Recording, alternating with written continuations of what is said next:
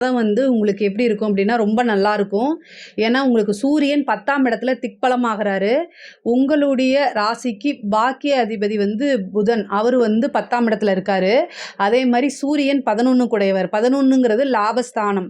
So, அவரும் 10ஆம் இடத்துல போய் திக்பலமாகுறாரு. ஒரு கிரகம் உச்சம் பெறுறது எவ்வளோ வேல்யூவா இருக்கோ, எவ்வளோ பவர்ஃபுல்லோ, அதே அளவுக்கு கிரகம் திக்பலம் அடையிறதுங்கிறது உச்சத்துக்கு மீறின ஒரு விஷயம். அதனால இந்த மாதம் உங்களுக்கு ரொம்ப ரொம்ப அற்புதமாக இருக்குது. அது தொழில் ஸ்தானம் நல்லா இருக்கு, உத்தியோகஸ்தானம் நல்லா இருக்கு.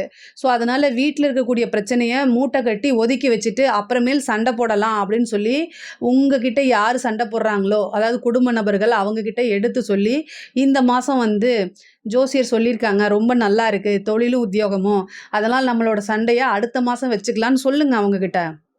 சொல்லிட்டு நீங்கள் போய் உங்களுடைய தொழிலையும் உத்தியோகத்தையும் தயவு செய்து கவனிங்க. நல்ல காசு பணம் பார்க்கக்கூடிய மாதம் இந்த மாதம். அதனால தான் நான் சொல்கிறேன்.